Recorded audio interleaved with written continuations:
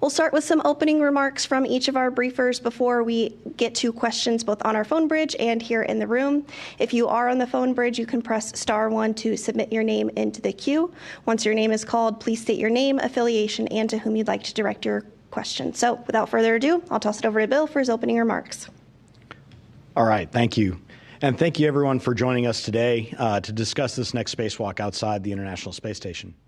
So during nominal operations of the Canadarm2 last month on May 27th, we observed that the arm showed an elevated motor current and did not move as expected. The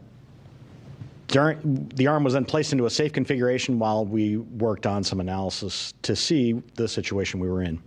We worked alongside CSA to understand the issue and determined that a spacewalk was required to replace the joint using a spare already on board the International Space Station.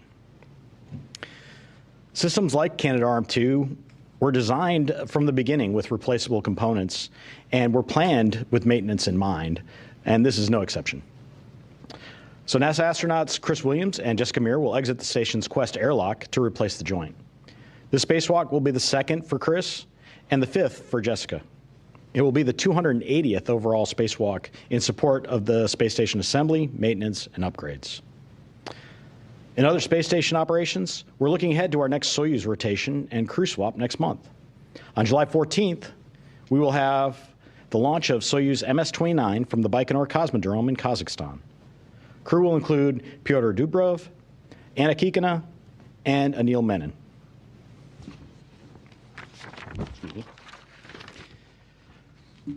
This will be the first flight for Anil, and we're looking forward to seeing him on station soon. And it will be the second flight for both Dubrov and Kikina. The docking will occur to the Prishal module on the Russian segment. Launch is scheduled for 14:47:54 GMT, or 9:47:54 Central Time, and is scheduled at approximately docking is scheduled at approximately 17:55:27 GMT, or 12:55 Central Time. On Space Station, the crew members are doing well and continuing their busy Increment 74 operations, which will conclude and become Increment 75 when Soyuz MS-28 undocks on July 26th. On Soyuz MS-28, NASA astronaut Chris Williams with Roscosmos cosmonauts Sergei Kuzhevchikov and Sergei Mikhaev will return. After that, within a week or two of that departure, we will start work on our next three spacewalks on the International Space Station. We will have the upcoming 3B solar array mod kit install. We have the EVA that we've coined as the triple jump EVA, which is doing a number of different jumpers on board, as well as our replacement of a faulty antenna outside the ISS that we use for communications called the SCANT. We'll have those, we'll talk more about those as we get closer to those actual spacewalks. With that, I'll hand it over to Fiona to discuss this upcoming spacewalk in a little bit more detail. Thanks, Bill. Good afternoon, all, and thanks for the interest in our spacewalk. As Bill mentioned, our two spacewalkers will be Chris Williams and Jessica Meir. Chris will be EV1, and he'll be going outside with a red stripe on his suit. And Jessica will be EV2. She'll be going outside with an unmarked suit. From the inside of the space station, their crewmates Sophie Adeno and Jack Hathaway will be assisting them. Sophie and Jack will be critical for getting the crew into their spacesuits and out of their spacesuits, as well as supporting with some robotic arm motion as we make sure we're in the right configuration for our repair. Moving to the ground, we have a phenomenal team working on this EVA. I'm excited to be working with Canadian Space Agency astronaut Jenny Gibbons as our ground IV. She'll be speaking to Chris and Jessica during the spacewalk. And Japanese Space Agency astronaut Aki Hoshide will be our Capcom, talking to the crew inside the space station. Our EVA team is led by Farouk Sabur, and he has a great team working with him to make sure that we have a safe and successful spacewalk for our repair. I'll dive a little bit into what we're doing on our spacewalk now on the next graphic. As was mentioned, we are replacing a joint on the robotic arm. The sequence of events that we need to do that. First, we will get the spare joint that Bill mentioned is already on the space station ready to go. It's on a temporary stow location right now. We'll move it because we need that location a little bit later and get it in the right configuration for install.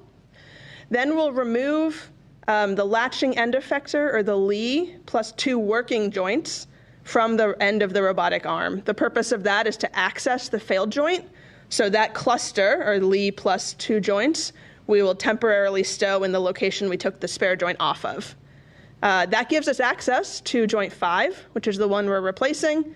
We'll remove the failed joint 5, replace it with the spare joint, which will be our new joint 5. And then once that's back on the arm, our last major task will be to get that Lee cluster that we temporarily stowed and put it back onto the robotic arm so that we have a fully assembled arm at the end of the spacewalk. We do expect this series of tasks to take about 6.5 hours. So it is a full spacewalk. Our typically scheduled time will all be spent working on the robotic arm. And lastly, the spare joint, the failed joint that the crew removed, they'll bring it back inside the space station. That allows us to get it back down to Earth and begin both investigating it and refurbishing it for future use. Because we're working really on one task, the crew spends their entire day at what we call ESP2. That's one of our support platforms outside the space station. It's not very far from the airlock, so it'll be a pretty quick first translation out there and then return to the airlock. So this graphic shows the configuration that the work site will be in. You'll see that we have our 2 crew members. They're in foot restraints on either side of the robotic arm. That failed joint is called out, so you can see the Lee cluster is kind of the part to the left of that in the image. We'll take that off, put it where the spare joint currently is, and change out that joint that's in the red circle on the bottom right. The crew will be getting in and out of this position and kind of going around that platform as needed as they manipulate the joints, but really they spend their whole day in this general area of the space station. And we're looking forward to returning a fully functional arm at the end of the spacewalk. So with that, I'll jump into an animation and we'll kind of walk through the spacewalk in slightly more detail. Okay, so our crew members start the day by exiting the airlock. As mentioned, they'll then go to that work site that's quite close by. So Chris just goes around directly there. Jessica has to go up on a little bit of a longer path. The reason for that is to grab the foot restraint that she'll use for the day. So she'll go up to what we call our port CETA cart. She will get that foot restraint, and then she will meet Chris basically on the other side of that work site.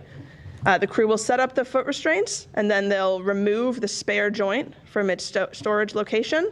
As I mentioned, that allows space for the Lee cluster, and we'll place that spare joint on a temporary stow location that you'll see up on the right of your screen here. That makes it accessible for later.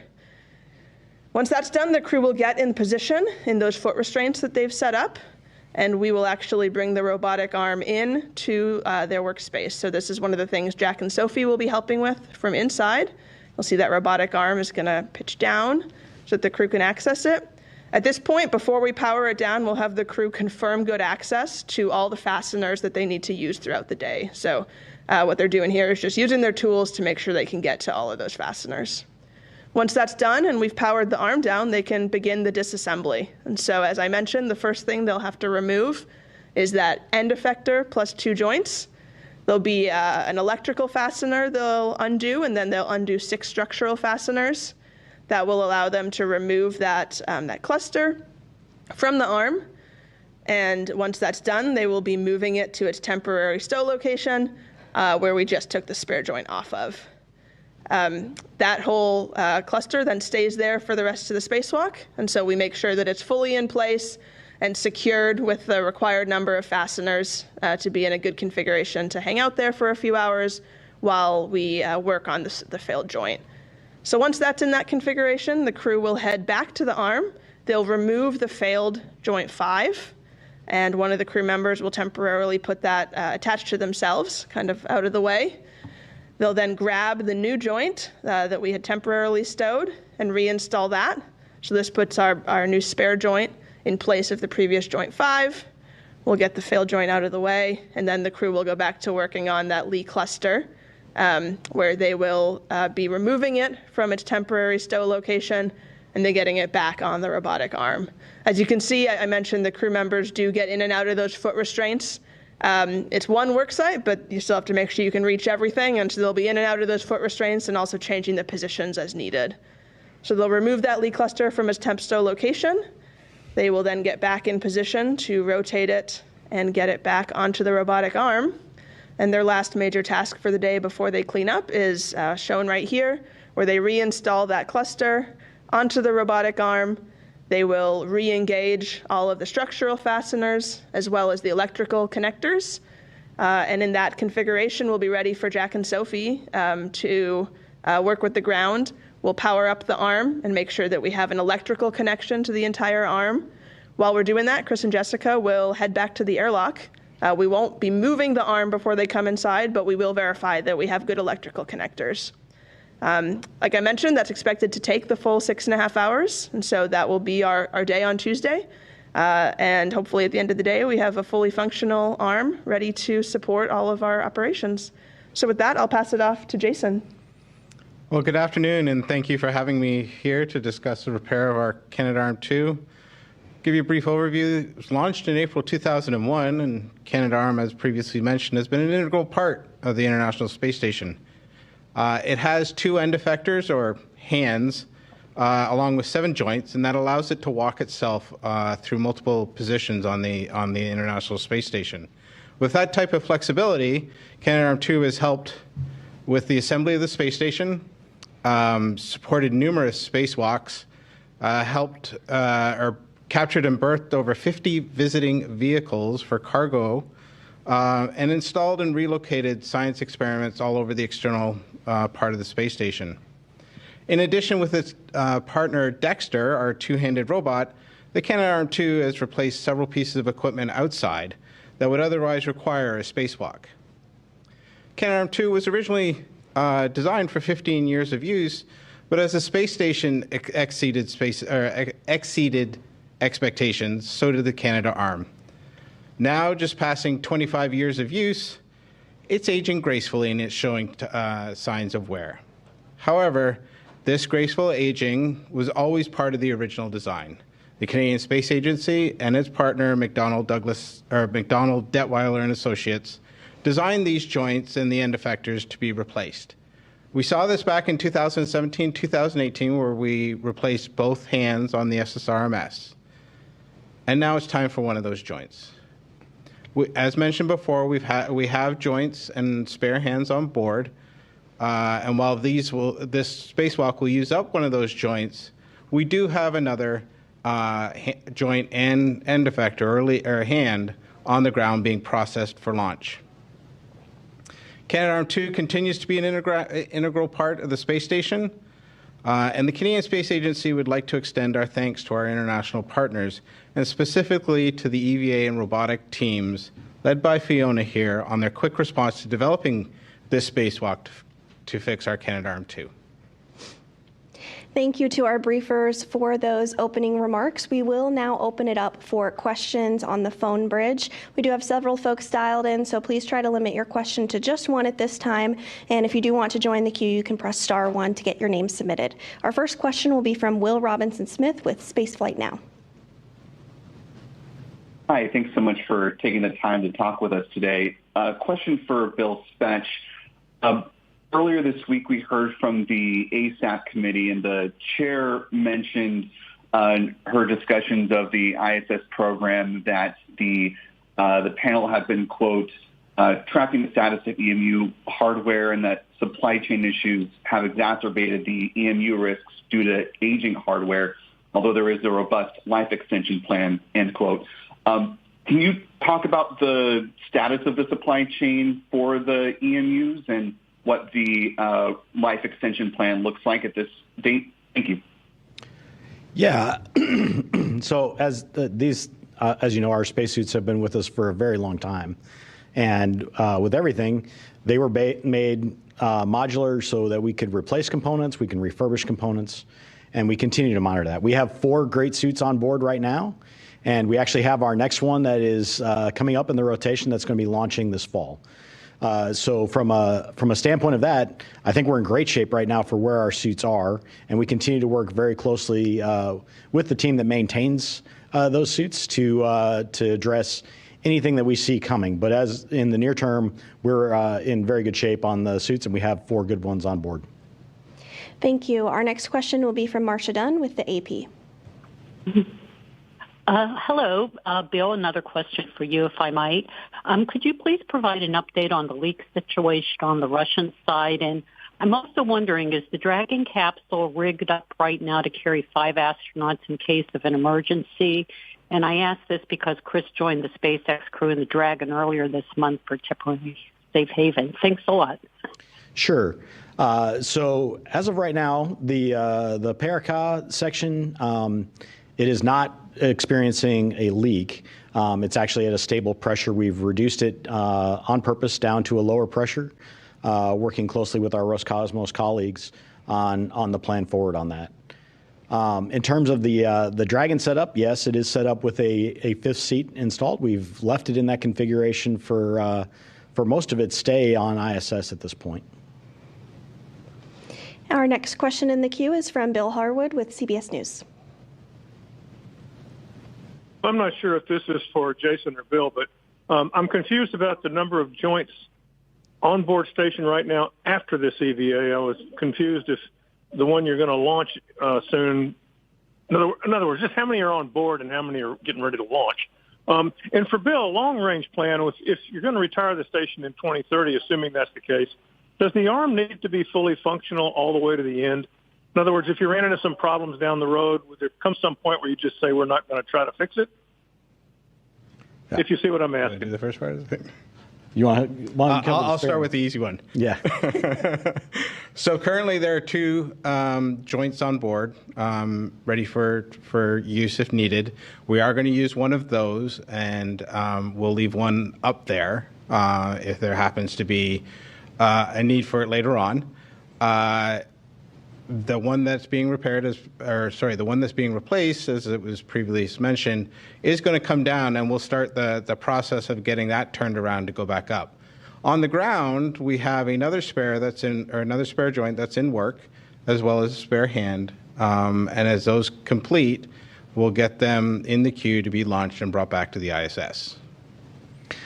Yeah, and to the second part, the arm is critical to everything that we do on ISS. So whether it be capturing cargo vehicles like Cygnus, doing maintenance outside of the station, it actually becomes critical even when the crew leaves to help us maintain items on the space station as we get ready for deorbit. So there's not a time where we go say, hey, we're just done repairing the arm. Are there components within it that we may assess if a camera is available or not? Yeah, that kind of thing might be discussed. But overall, the arm is critical for station operations and continued maintenance of it through to the end of life.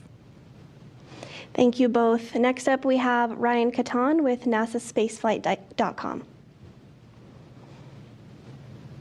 Hey, thanks for your time. I was just wondering if there's any other issues you're tracking with, or maybe not issues, but potential issues with aging parts you're tracking with the arm, and if they would require an EVA. And I was also wondering if, in the event that the arm is unavailable for an extended period, if NASA has any contingency plans in place of how you can operate station without the arm. And I'm wondering if you do have them, if you could share what those are. Thanks. Sure. I'm not tracking any other areas of concern on the arm at this point in time in terms of that. We watch it very closely, all of the various joints, how they perform, all the various systems within the arm and how they are performing over time. And I'll let Jason add anything that he needs to on that. I'm sorry, repeat the second half of that question. Make sure I've got it. Yeah, if the arm is unavailable for whatever reason for an extended period, does NASA have a contingency plan of how to operate station without the arm, considering, as you said, it's very important for getting the cargo on and such? And if there is a contingency plan, could you share what that plan is? Sure. I mean, so this is a reason we maintain spares on board for all of these components, right? Jason talked about multiple joints on board, multiples of the latching end effector or the hands for the arm.